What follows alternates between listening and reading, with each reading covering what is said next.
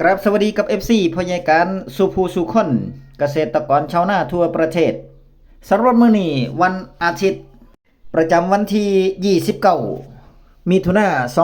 น2568อีกมื้อหนึ่ง30มิถุนายนก็เป็นวันสิ้นสุดของเดือนมิถุนายนแล้วเนาะก็ถือว่าเป็นอาทิตย์สุดท้ายเดือนมิถุนายนผ่านไปอีก1เดือนพี่น้องในการรอคอยเงินไหลละพันเกษตรกรต้องทำใจละเข้ามาปีนี้ปี68/69เกษตรกรชาวนาเฮาต้องทำใจละเพราะว่าเพิ่นมาให้ไร่ละพันไร่ละ2,000ก็บ่ได้พี่ชัยอุตส่าห์ทุบโต๊ะอย่างดีแต่ว่าผิดคำเว้าผิดสัจจะผิดวาจาผิดวาจาถ้าเป็นทางภาคเหนือภาคอีสานเฮานี่ต้องหาน้ำขมิ้นสมปอยหาน้ำหอมดอกไม้พุ่นน่ะเนาะน้ำอบน้ำหอมพุ่นน่ะมาขอโทษขอขมาชาวนาเฮาเพราะว่าท่านเป็นผู้รักผู้ใหญ่แล้วก็มาเว้าให้ความหวังเกษตรกรชาวนา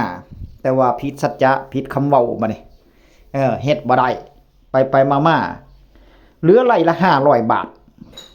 เกษตรกรชาวนาเฮาก็ต้องทำใจละนะครับทำใจรับเอาปีนี้ปี68/69ดีกว่าบ่ได้จักบาทแต่ว่าให้มาเป็นเงินสด500 บาท10ไร่ก็ 5,000 แล้วก็ได้ปุ๋ยอีก 5,000 10ไร่คือกันไร่ละ500ก็ยังดีกว่าบ่ได้สักบาทเนาะครับเนาะก็ต้องทำใจเอาที่นี่มาเบิ่งวิธีการรับเงินไร่ละ500 บาทด้วยเลขบัตรประชาชนพี่น้องเลขบัตรประชาชนเฮาพอใหญ่การมีรายละเอียดการเช็คในส่วนของสิทธิ์เกษตรกรชาวนาที่ขึ้นทะเบียนว่าเฮาได้เงินไร่ละ500 บาทบ่แล้วก็พร้อมกับปุ๋ยอีก500 5,000นี่10ไร่เนาะครับเนาะได้บ่เฮาเอาเลขบัตรประชาชนมาเช็คกันมาเบิ่งแฟ้มภาพแฟ้มข่าวจากฐานข้อมูลเศรษฐกิจแหล่งข่าวที่น่าเชื่อถือได้เศรษฐกิจออนไลน์นะครับเนาะเช็คเงินช่วยเหลือชาวนา2568/69ล่าสุดด้วยเลขบัตรประชาชนรัฐจ่ายไร่ละ500 บาทฐานข้อมูลมาจากฐานเศรษฐกิจเป็นแหล่งข่าวที่น่าเชื่อถือได้นะครับเนาะมาเบิ่งข้อมูลต่อเช็คเงินช่วยเหลือชาวนาปี2568/69ล่าสุดด้วยเลขบัตรประจำตัวประชาชนหลังนบขปรับลดลงจากไร่ละ 1,000 บาทไม่เกิน10ไร่เปลี่ยนเป็นจ่ายไร่ละ500 บาทไม่เกิน10ไร่แล้วส่วนอีกครึ่งนึงเปลี่ยนเป็นซื้อปัจจัยการผลิตก็คือพวกปุ๋ยปัจจัยการผลิตก็จะมีพวกปุ๋ยพวกสารเคมีพวกยากำจัดวัชพืชยาฆ่าแมลงจังซี่เนาะครับเนาะหรือว่ารวมไปถึงอุปกรณ์ในการเกษตรบ่ปัจจัยในการผลิตตัวนี้ต้องไปเบิ่งรายละเอียดคักๆเนาะครับเนาะผ่านแอปพลิเคชันธกส.ความคืบหน้าแจกเงินไร่ละ 1,000 บาทล่าสุดที่ประชุมคณะกรรมการนโยบายและบริหารข้าวแห่งชาติหรือว่านบข.เมื่อวันที่26มิถุนายน2568มีนายพิชัยชุนหวชิระนีรองนายกรัฐมนตรีและรัฐมนตรีว่าการกระทรวงเกษตรรัฐมนตรีว่าการกระทรวงการคลังโผคลมใหม่นี่ท่านพิชัยชุนหวชิระนี่ก็เป็นรองนายกคือเก่าเด้พี่น้องแล้วก็เป็นรัฐมนตรีควบ2ตำแหน่งเป็นรัฐมนตรีว่าประจำกระทรวงการคลังคือเก่าเด้เพิ่นก็จะได้เป็นประธานคือเก่าเนาะเป็นประธานในการประชุมมีแนวทางการช่วยเหลือเกษตรมีแนวทางการช่วยเหลือเกษตรกรผู้ปลูกข้าวนาปีการผลิต2568/69โดย1ใน4มาตรการเป็นโครงการสนับสนุนช่วยเหลือเกษตรกรผู้ปลูกข้าวนาปีและส่งเสริมการเพาะปลูกให้เหมาะสมกับศักยภาพที่พื้นที่หรือเงินช่วยเหลือชาวนาคาดว่าจะใช้งบประมาณ 3.9 หมื่นล้านบาทนี่อันนี้เงินช่วยเหลือชาวนาก็คือไร่ละ500 บาทนี่แหละเนาะสำหรับเงินช่วยเหลือชาวนาหรือโครงการสนับสนุนช่วยเหลือเกษตรกรผู้ปลูกข้าวนาปีบ่แม่นค่าเก็บเกี่ยวแล้วเด้อเพิ่นเปลี่ยนชื่อเป็นโครงการล่ะเปลี่ยนชื่อโครงการใหม่ก็คือโครงการสนับสนุนช่วยเหลือเกษตรกรผู้ปลูกข้าวนาปีเด้อพี่น้องเด้อและส่งเสริมการเพาะปลูกให้เหมาะสมศักยภาพพื้นที่มอบหมายให้กรมการค้าภายในร่วมกับธกส.จัดทำโครงการในส่วนของการสนับสนุนอัตรา500 บาทต่อไร่ไม่เกิน10ไร่และสนับสนุนปัจจัยการผลิตผ่านกลไกกระเป๋าเงินกับเป็นแอปด้วยพี่น้องเด้อ แอปกระเป๋าเงินของธกสอัตรา500 บาทต่อไร่ไม่เกิน10 ไร่เพราะฉะนั้นแล้วไปโหลดแอปธกสมาไว้เด้อนี่ถ้าหากใส่ผ่านแอปธกสก็ต้องเกษตรกรก็ต้องไปโหลดแอปธกสมาเนาะถ้าเฮาบ่โหลดแอปธกสมามันก็ใส่บ่ได้เด้มันก็ใส่บ่ได้จนกว่าเฮาจะไปยืนยันนะไปยืนยันแล้วก็โหลดแอปโหลดแอปมาแล้วก็ไปยืนยันตัวตนเด้อพี่น้องเด้อในส่วนของแอปธกสนะครับเนาะเพราะว่าคนที่เพิ่นโอนเงินออนไลน์ในส่วนของธกสหรือว่า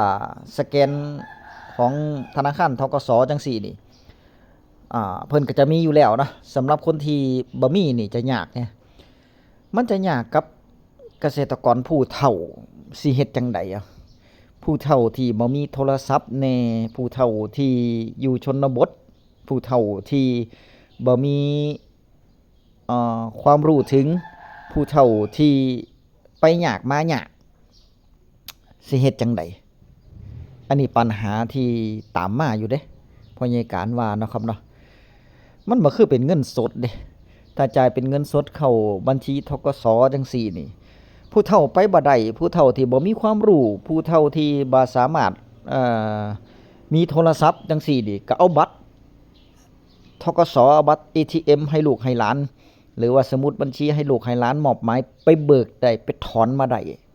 แม่นบ่แต่ว่าสำหรับเรื่องแอปนี่พ่อใหญ่การก็เป็นห่วงอยู่ย่านมันจะเหมือนกับผู้เฒ่าที่เงินดิจิทัล 10,000 บาทเห็นบ่ตกหล่นบักหลายหนึงที่บ่ได้ก็มีที่บ่ได้เงินก็มีหลายเติบอยู่ดิพ่อใหญ่การนี่ก็บ่ได้เด้แถวบ้านพ่อใหญ่การโดยเฉพาะในชุมชนบ้านพ่อใหญ่การนี่มีแค่บ่กี่ร้อยหลังคานี่ก็ยังตกหล่นบักหลายหนึงผู้เฒ่าที่บ่ได้เงินเบิ่งติล่ะอายุ60 ปีบ่แม่นผู้พิการบ่มีบัตรคนจนเฟส2เนาะครับเนาะเฟส2ที่บ่ได้บักหลายหนึงบัดนี้เฮ็ดจังไดบัดนี้ไปมาเพิ่นยกเลิกเงินแจกเงินดิจิตอลก็เลยบ่ได้กับเขาเลยนี่เห็นบ่เป็นตารู้ตนหรือผู้เฒ่าผู้นี้ก็เฝ้ารอเงินคือกันนี่พี่น้องหวังว่าเงินดิจิทัล 10,000 บาทหวังว่าจะมาช่วยลูกช่วยเต้าพอที่จะให้ลูกเต้าได้ขยับขยายแน่หรือว่าบางคนผู้เฒ่าบางคนก็ว่าได้เงินมาก็จะไปหาหมอว่าซั่นเพิ่นว่าจะไปหาหมอไปตรวจโรคจังซี่จังซั่นน่ะพี่น้องไปมาบ่ได้เงินก็ย้อนว่าตกหล่นนี่ล่ะอันนี้พยาการก็ย้านคือกันเด้ถ้าหากว่าผ่านแอปธกสนี่เนาะพี่น้องเนาะผ่านแอปธกสนี่พยาการก็ย้านว่าเงินสดนี่ได้อยู่ 5,000 เนี่ยแต่ว่าอีก 5,000 ที่เป็นปัจจัยในการผลิตเอาไว้ซื้อปุ๋ยนี่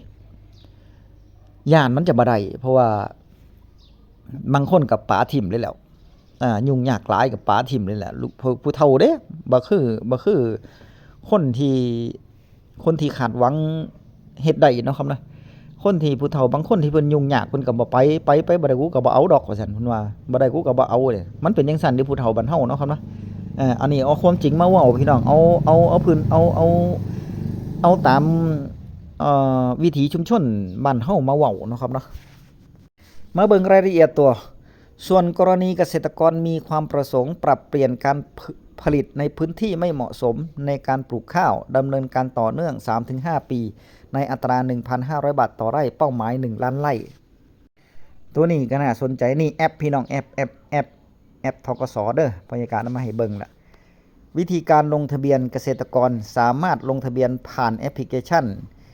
ABBC Mobile ของธนาคารเพื่อการเกษตรและสหกรณ์การเกษตรหรือว่าธกสอันนี้นี่ที่พยาการนำมาให้เบิ่งนะครับเนาะมาเว้าต่อในเรื่องของพื้นที่ที่ไม่เหมาะสมในการทำนาพี่น้องสมมุติว่ามันเป็นโน่นเป็นหยังเฮาเคยปลูกมันสำปะหลังหรือว่าปล่อยรกร้างไว้จังซี่เนาะครับเนาะหรือว่ามันปลูกข้าวแล้วมันบ่ได้กินมันบ่ได้กินแต่ว่าเฮาขึ้นทะเบียนเกษตรไว้เด้นี่เฮาขึ้นทะเบียนเกษตรไว้เฮาไปเปลี่ยนบัดนี้เฮาจะไปปลูกกล้วยแบบที่ท่านพี่ชัยจุนหวชิระหรือว่าท่านพี่ชัยนฤทธพันธ์เว้าเนาะครับเนาะสมมุติเฮาปลูกกล้วยไปขายญี่ปุ่น FC เพิ่นว่าพ่อใหญ่ ปลูกกล้วยไปขายญี่ปุ่นรวยเด้ว่าซั่น ผู้จัดการก็ขอบคุณหลายๆที่แนะนำครับแต่ว่าท่านพี่ชายเพิ่นแนะนำมาแล้วว่าให้ปลูกกล้วยเด้อแต่ว่าปลูกกล้วยนี่ผู้จัดการย้อนไปจักหน่อยนึงปลูกกล้วยนี่มันแม่นเด้พี่น้องปลูกกล้วยนี่ตอนนี้กล้วยแพงเด้ถ้าไผปลูกกล้วยได้นี่ผู้นั้นรวยอยู่แต่ว่าต้องเฮ็ดเป็นกิจลักษณะแล้วก็เฮ็ดเป็นจริงจังเฮ็ดเป็นสวนกล้วยเลยแล้วก็ต้องมีความรู้ที่เหมาะสมแล้วก็ถูกต้องเด้พี่น้องเฮ็ดคูคลองให้มันเรียบร้อยนั่นนะเฮ็ดคูคลองแบบเฮาปลูกต้นพร้าวเนี่ยต้นบักพร้าวนี่มะพร้าวน้ำหอมนะเฮ็ดคูคลองให้มันเรียบร้อยแล้วปลูกกล้วยเป็นคู่ไปเลย2แถว2แถวจังซี่นี่หรือว่าถ้าเฮาบ่มีทุนบ่ได้เฮ็ดคูคลองแต่ว่าที่เฮาเป็นโน่นลาดเอียงจักหน่อยนี่เป็นโน่นจังซี่นี่เป็นเชิงเขาจังซี่เนี่ยเนาะครับเนาะเป็นโน่นน่ะมันสูงจักหน่อยนึงสูงกว่าระดับน้ำที่เวลาหน้าฝนมาน้ำบ่ท่วมขังนี่อันนั้นก็ปลูกได้เด้อของพ่อใหญ่การนาโคกมันมีอยู่หม้องนึงประมาณ2ไร่นี่พ่อใหญ่การก็ปลูกกล้วยอยู่แต่ว่าปลูกกล้วยนี่ปลูกกล้วยนี่มันต้องระมัดระวังอย่างหนึ่งเด้พี่น้องมันต้องใส่ใจในเรื่องของฝุ่นในเรื่องของหญ้าเนาะกำจัดวัชพืชให้ดีๆนะเพราะว่าต้นกล้วยมันจะบ่มักวัชพืชหรือว่าหญ้าถ้าหญ้าท่วมสูงนี่ข้าวใดนี่โอ้ยกล้วยบ่งามเลยกล้วยบ่งามเนาะครับเนาะแต่ว่าถามว่ามันขายได้ดีบ่ตอนนี้คนหาซื้อแถวชุมชนวันพยาการเขาก็หาซื้ออยู่กล้วยแต่ว่ามันจะมีแหล่งตลาดเนาะครับมีแหล่งตลาดเวลาเฮาปลูกหลายๆนี่มันจะมีรถมารับเลยถึงสวนแต่ว่าต้องหลายเด้เป็นตันๆเด้พี่น้องเวลาตัดแล้วให้มันได้เป็นตันๆพอเพิ่นเอาไปส่งตลาดไทยพุ่นล่ะอันนั้นน่ะโอเคอยู่แต่ว่าทั้งนี้ทั้งนั้นก็เพิ่นก็เป็นพ่อค้าคนกลางเนาะครับเนาะเอามาส่งต่อขายไปเพราะฉะนั้นก็เว้าตกลงราคาให้มันได้ซะก่อนจะจับจะก่อนที่จะไปตัดจังซั่นเพิ่นก็มากดราคาเฮาคือเก่าหั่นล่ะก็ได้ราคาถูกคือเก่าเนาะแต่ว่าเพิ่นเอาไปขายแพงเด้อบัดนี้แม่นบ่เพิ่นเอาไปขายแพงอันนี้แหละคือสิ่งที่พยาการแนะนำนะครับเนาะแต่ว่ามันเพิ่นให้ถ้า 3-5 ปีนี่เพิ่นให้ไร่ละ5ไร่ละ 1,500 เพิ่นเด้10ไร่ก็เป็น 15,000 เพิ่นเด้ปลูกพืชต่อเนื่องนะครับเนาะในพื้นที่ที่เหมาะสมเปลี่ยนแปลงจากการปลูกข้าวให้ไปปลูกอย่างอื่นนะครับเนาะให้ไปปลูกอย่างอื่นแต่ว่าต้องไปขึ้นทะเบียนไว้เด้ต้องไปขึ้นทะเบียนในหักหลังในส่วนของเกษตรกรผู้ปลูกข้าวหน้าปีนำนะครับเนาะสมมุติเฮาขึ้นทะเบียนเกษตรผู้ปลูกข้าวหน้าปี10ไร่จังซี่นี่เฮาไปขึ้นไว้2ไร่แบบพยาการจังซี่นี่มันก็จะเหลือเฮาปลูกข้าว8ไร่แต่ว่าปลูกพืชอย่างอื่นที่เหมาะสม2ไร่จังซี่นี่นะแต่ว่าอย่างการช่วยเหลือของภาครัฐเฮาปลูกข้าวได้ไร่ละ500มันบ่แต่ว่าถ้าเฮาปลูกกล้วยจะได้ไร่ละ 1,500 ที่เพิ่นช่วยเหลือมาลองคิดตัดสินใจแล้วลองพิจารณาเบิ่งเนาะพี่น้องเนาะแล้วในส่วนของปีนี้เกษตรกรปี68-69ทำใจแล้วเนาะรับเงินไร่ละ500 บาทจำใจเอาแล้วพี่น้องมันบังคับเพิ่นบ่ได้เด้เพิ่นให้มาซ้ำนี้ก็ต้องเอาซ้ำนี้นะครับเนาะแล้วสมัยหน้าหรือว่าฤดูกาลหน้าถ้ามีการเปลี่ยนแปลงจังได๋เฮาก็ค่อยว่ากันใหม่เนาะค่อยไปกดดันกันใหม่ก็เบิ่งแย่งเอาเนาะครับเนาะในส่วนของนโยบายหรือว่าในส่วนที่เพิ่นมาหาเสียงหรือว่าในส่วนของที่เพิ่นช่วยเหลือเฮาได้เพิ่นช่วยเกษตรกรได้แบบไหนส่ำใดเฮาก็มาเลือกเฟ้นกันอีกเที่ยนึงเนาะครับเนาะคลิปหน้าพบกันใหม่คลิปนี้สวัสดีครับ